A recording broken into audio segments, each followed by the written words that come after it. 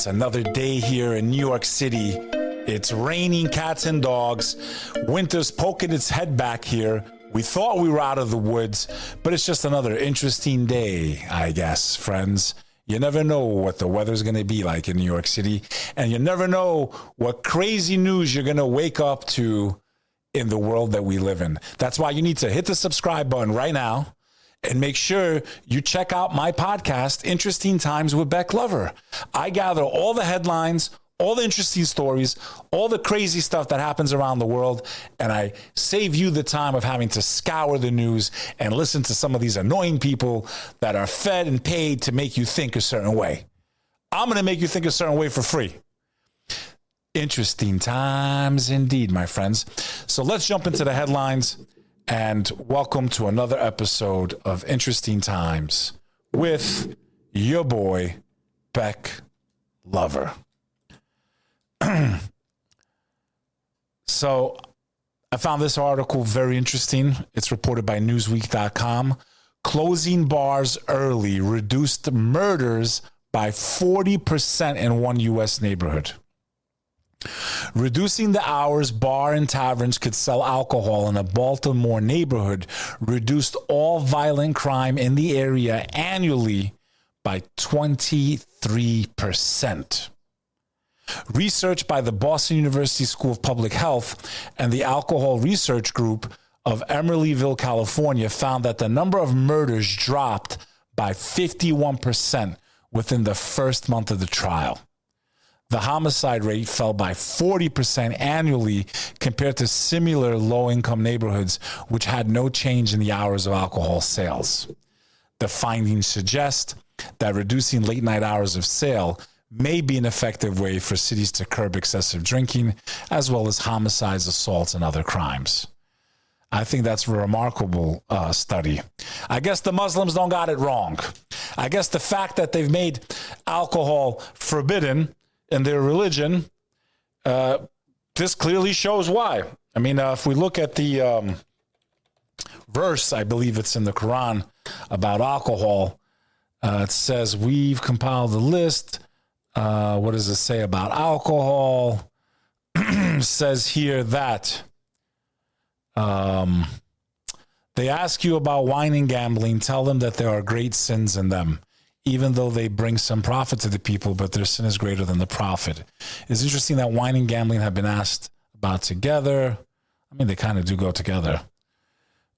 O you who believe, indeed, wine and gambling and idols and drawing of hours are evil and of Satan's act. Therefore, leave them aside in order that you may prosper. Indeed, Satan desires to incur enmity and hatred between you through wine and gambling, and he desires to prevent you from God's remembrance and prayer. Yet will you then give them up? So basically, from the Islamic interpretation, the demonic realm inspired the creation of alcohol.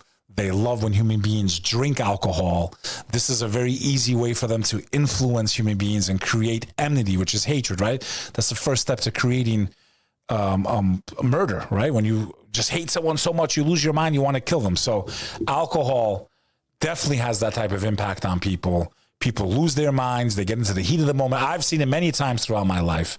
The world would be a much safer and a much better place without alcohol, and you would definitely be a much better person without alcohol.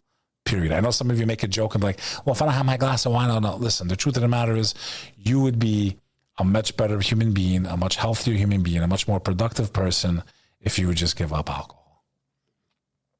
That's all I got to say. And if you don't believe me, women, here's the reason why you should. Women who drink more than 8 drinks a week have a higher risk of heart disease. This is reported by people.com. A Kaiser Permanente, Northern California study found that binge drinking more than 3 alcoholic beverages per day puts women at a higher risk for heart disease. A new study has found that women who drink more than 1 alcoholic beverage per day are more likely to develop heart disease. Doctora from Kaiser Permanente, Northern California, used data from over 430,000 adults in the healthcare system to research the alcohol intake and coronary heart disease diagnosis as a part of their study. Women included in the data who said they drink 8 or more alcoholic drinks per week were anywhere from 33 to 51% more likely to develop coronary heart disease. So another reason why maybe you should give up alcohol. It's not good for you. Besides, it can make some of you real slutty and real easy to access. And any man that takes advantage of a woman when she's drunk, even if he's drunk, well, I guess they're equal there. But if you're sober and they're drunk, definitely something weird there. Yeah, maybe you didn't force it, but I would say that's a big no-no. Drop in the comments. Do you think it's normal for a man to go with a woman if she's drunk but he's sober? Unless they're already together, boyfriend and girlfriend, it's a different story. But I'm talking about like strangers. I would say that that's some creepy, cringe-ass shit. Drop a comment below. Let me know. Reuters reports Iran vows revenge on Israel after Damascus embassy attack. It's amazing to me how Israel is allowed to hit any country it wants. Not that America doesn't do it themselves. It seems like America and Israel can just hit anyone they want, anywhere they want. And if Russia does it, they're bad guys, but we're good guys. Or if China does it, they're bad guys, but we're... I mean, it's just hypocrisy, guys. It just really is. Iran said on Tuesday it would take revenge on Israel for an airstrike that killed 2 of its generals and 5 military advisors at its embassy compound in Damascus, raising the risk of further escalation and conflict in the Middle East. The strike marked one of the most significant attacks yet on Iranian interests in Syria, where Israel has stepped up a long-running military campaign against Iran and groups it backs as the Gaza war has rippled around the Middle East. And like I said, I fear this turns into one massive powder keg, which pulls the entire Middle East in, every Arab country coming to the fight for their brothers and sisters in Gaza, and all hell breaks loose, and Armageddon starts, and they kill the red heifer, and they build the third temple, and the Antichrist comes, and we all go to hell. Basically. Which at least a lot of people feel that way. Seems like a lot of weird crap has been going on, or they're just reporting it more now, but our infrastructure seems to be getting hit and eroded, and it's all over the place. Today in Philadelphia, section of I-95, which takes you all the way from north to south, all the way from New York to Florida. I've driven it many times. Closed for several days after truck strikes bridge. I mean, you just can't make this shit up. It just seems to be happening over and over again. You know, I don't know. A stretch of Interstate 95 will be closed for several days after a tractor trailer carrying an oversized load struck a railroad bridge. The truck was carrying a massive cylindrical object when it struck the Conrail Bridge in the city's Port Richmond section. The crash has disrupted rail service in the area and caused major traffic delays. It really, I mean, it always sucks to be from Philly. No offense, guys. Now it really sucks right now. NBC reports the Tropicana, the legendary casino in Las Vegas, been around for 67 years, has its final day. The lavish casino is a frequent haunt to legendary Rat Pack, while its past under the mob cemented its place in Vegas lore. In the 1971 film Diamonds Are Forever, James Bond stays in a swanky suite at the Tropicana, Las Vegas. I hear that the Hotel Tropicana is quite comfortable. Agent 007 says it was Tropicana's heyday. The lavish casino is a frequent haunt of legendary Rat Pack, while its past under the mob cemented its place. But after welcoming guests for 67 years, the doors to the Las Vegas Strip's third oldest casino will be chained shut on noon Tuesday, and demolition is slated for October to make room for a $1.5 billion Major League Baseball stadium, part of the city's latest rebrand as a hub for sports entertainment. And that's that, guys. I will be in Vegas at the end of the month, and I guess I'm going to go take a look at I should go. I'm going to add that to my list. Hey, Siri, add a tour of the Tropicana Casino in Las Vegas on end of April 27. Here's what I found. I didn't say the real day I'm going to go there. If you're looking for me, you're never going to find me. You never...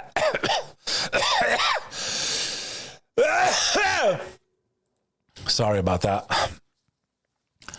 Oregon. What idiots, man. I mean, seriously, like, you're just idiots. Not well, maybe I don't know, the government, because I actually do know some amazing people in Oregon. And if you're watching this, love and respect, you know who you are. Oregon passes law recriminalizing drug possession. The law rolls back an experimental policy, the most liberal drug measure in the U.S., that made possession for personal use a ticketed offense with a fine of up to $100. The new legislation penalizes those possessing small amounts of drugs with probation up to 180 days in jail. The governor said that the state still aims to provide a path for drug treatment rather than punishing drug users. Rehabilitation and destigmatization was the intention of the original law, known as Measure 110, when it passed in 2020. But a spike in the number of overdoses caused lawmakers and supporters to backtrack.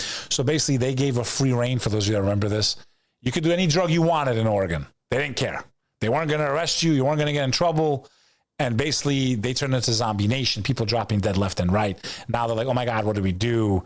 What did we do? Let's change the law back, basically. Biden proposal would bar schools from enacting outright bans on trans athletes. This has been going on in the news a lot, especially with the Transgender Day of Visibility. I do want to say I made a mistake in my last episode. Biden did not proclaim on Easter Sunday, even though the media would have you believe that. He was simply recognizing the day that they've been recognizing since 2009 publicly, the Day of Visibility for transgender people. And the media kind of twisted it and made it look like he was doing it on Easter Sunday on purpose, when we all know that Easter rotates every year, the date, just like Eid does for Muslims, because it's lunar. But with Easter, it also rotates. It's never on the same date. And this year happened to be coincidentally on the same Sunday as Easter. And the media ran with it. And the right wing attacked the left wing. Even I didn't read all the headlines, so I got pulled into it. So I do want to apologize to my audience and to my viewers, because the last thing I want to do is fuel hatred between people, which was correct about what I said yesterday. But I did make it seem like he also proclaimed it on Easter, because I did not read all the way into the headline, and that's my fault. And that's why I take ownership of that. Bek Lover, always undercover. Word to your mother. The proposed rule sends a political counterpunch towards a wave of Republican-led states that have sought to ban trans athletes from competing in school sports that align with their gender identities. I'm sorry, man. It's not fair. Genetically, it's not fair. This has been proven over and over again by people that are not even trans. They said, okay, I identify as a girl. They broke every record. I think at this point, if you guys want to allow them to compete, then they should have their own league, I guess. And I would definitely watch that league. I would watch the trans sports league. I would 100%. I would love to. I wish they had their own league. I swear to God, I'd probably watch it more than non-trans sports. 100%. You guys should start the TNBA, the TNHL, the Teen NFL, TNFL. This is interesting. The cicadas, I think I'm saying that correctly, are nature's weirdos. They pee stronger than us, and an STD can turn them into zombies. The periodical cicadas that are about to infest two parts of the U.S. aren't just plentiful, they're downright weird. These insects are the strongest urinators in the animal kingdom, with flows that put humans and elephants to shame. How the hell is a little bug? Whatever. They have pumps in their heads that pull moisture from the roots of trees, allowing them to feed for more than a decade underground. They are rescuers of caterpillars, and they are being ravaged by a sexually transmitted disease that turns them into zombies. So even insects can get like diseases from sex. Guess God gave them some rules too, didn't he? You guys want to fuck around a lot, you're going to see what happens to you. Turn you into zombies. Could you imagine God punished human beings like that? With the amount of promiscuity that's being... I think it's on the horizon. This is probably like a signal from God of what's probably coming next. I can do it to them, I'm going to do it to you. In any event, they're coming in heavy. I forgot what part they're going to be infesting, but they're going to be everywhere. I forgot where, but they're coming. It says that their emergence is in the mid-Atlantic. He found that the bugs that turn into moths survived. Okay, so yeah, they're coming. Okay. Virginia Democrat slams proposal to name airport after Trump. I suggest they find a federal prison. Found this article to be funny. The Hill reports that Representative Jerry Connolly on Tuesday criticized a recently introduced GOP bill that would rename Washington Dulles International Airport after President Trump. Donald Trump's facing 91 felony charges. If Republicans want to name something after him, I suggest they find a federal prison. As millions of domestic and international travelers fly through the airport, there's no better symbol of freedom. So they're trying to give Trump something with his name on it. Of course, Democrats don't like it. Fire at a nightclub in Turkey's Istanbul kills at least 29 people, reported by Al Jazeera. At least 29 people have been killed and one injured in a fire at a nightclub in central Istanbul during daytime renovation. The number of people who lost their lives in the fire has increased to 29. I guarantee you, some of the local imams there and the religious people would have been like, if they were home, observing Ramadan, not partying in nightclubs, not drinking, they'd be alive. Guarantee you that at least 5 Turkish imams spoke about that. I guarantee you by this Friday, the entire country, they're going to give a speech about that. Mark my words. Arrest warrants were issued for 5 people, including the management of the club and the person responsible for the renovations. By late afternoon, around 20 fire trucks and ambulances were still crowded around the building. This is why, like, having the right company, construction, liability insurance, like, man, it's just anything could go wrong, man. Speaking of anything could go wrong, 3 killed in an avalanche near Swiss resort of Zermatt, Reuters. 3 people were killed. Another person was injured in an avalanche that rumbled down a mountainside on Monday afternoon at Reifelberg by the Swiss Alpine Ski Resort. Spokesperson for police in southern canton of Elsass had no immediate details about it. Listen, for me, skiing, I wrote it off a long time ago, both physically and up my nose. Never did that at all, ever. But skiing physically down mountains, I broke my ankle in 6th grade, never again, or 5th grade, it was 5th grade, never again. Such a dangerous sport. No offense to those of you that like it. I'm perfectly fine. I've been to Whistler Mountain in Vancouver. I've been to Colorado, to the most beautiful mountains, Albania, Switzerland, you name it. I literally been to like the most beautiful mountain ranges. I never skied. I didn't want to. I didn't want to risk running into a tree, or what happened to Sonny and Cher. Sonny, you know, bro, the guy, if somebody like, nah, I'm good with skiing. If you love skiing, I respect you. It's an amazing sport.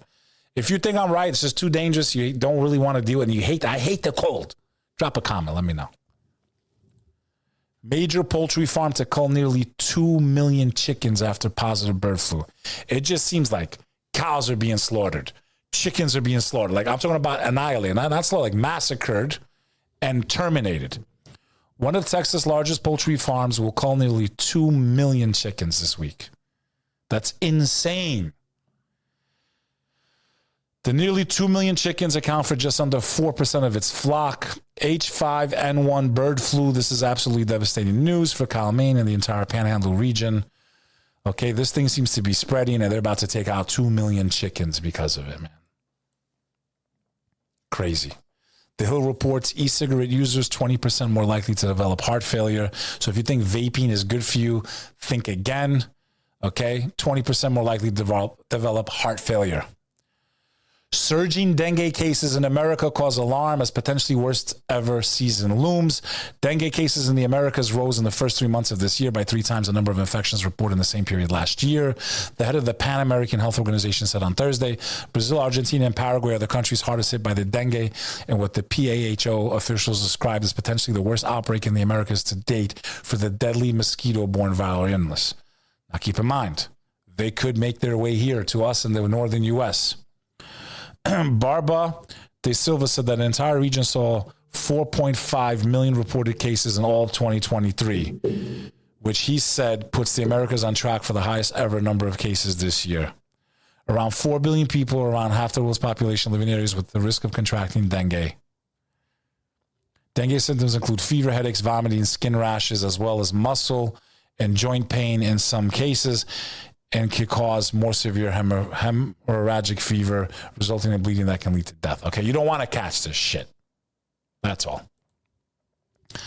Something else you don't want to catch. Atlanta ranks third in the new HIV infections nationwide. If you're in Atlanta and you're being promiscuous, I want you to know your life is in danger. You might not die because they can cure HIV now. I mean, you can live with it. But you better strap up in Atlanta. You better wrap your little sausage there. You better watch out who you're sleeping with. You better check STI tests because HIV is spreading in Atlanta. I thought I'd give you the news. Atlanta, be careful. Atlanta, wrap your turkeys. Atlanta, protect yourselves. Atlanta, get tested. Some good news for those of us that like to indulge in keto. As you can tell, my friends and followers, I've lost a bit of weight. Keto diet may improve mental health symptoms. A new pilot study presents a compelling case for the ketogenic diet as a dual-action treatment for individuals with serious mental illness like schizophrenia and bipolar disorder, who often suffer metabolic side effects from their medication. The research shows how adopting a ketogenic diet not only mitigates these metabolic issues, but also significantly improves psychiatric conditions. So, I've lost over 200 pounds in my life doing keto, or also known as the Atkins diet, where you go into ketosis. And I have noticed sharper, more focused once you go in. Like, I don't know, it's been really good for me. Some interesting news in my final story of the day. Sky News reports thousands with type 1 diabetes in England to receive artificial pancreases. Children and adults in England living with type 1 diabetes are set to receive an artificial pancreas in a world's first initiative being rolled out by the NHS. The groundbreaking device continually monitors a person's blood glucose, then automatically adjusts the amount of insulin given to them through a pump. The system, called a hybrid closed-loop system, sometimes termed as an artificial pancreas, where a blood sugar monitor, insulin pump, and software on a person's phone talk to each other, according to the Diabetes UK. It removes the need to draw blood and manually inject insulin for some users. That's great, because diabetes is a horrible disease. I've had plenty of people and friends with it in my family also, and I am at risk of it, and I hope I never get it. And those of you that have it, my heart goes out to you. This may be a step in the right direction for things to get easier. As I said, it was an interesting time today. It's an interesting world that we live in. Remember, never give up, never surrender. Check out all the other content I have. Make sure you follow me on Instagram, follow me on Twitter, also known as X. I'm doing amazing work, guys. I want to interact with you. Drop me some comments, share it. Tell your friends and family. Leave me a 5-star comment. I need all the help I can get. You are the fuel that projects my voice, and I thank you, and I love you. And I'll see you next time. Interesting times.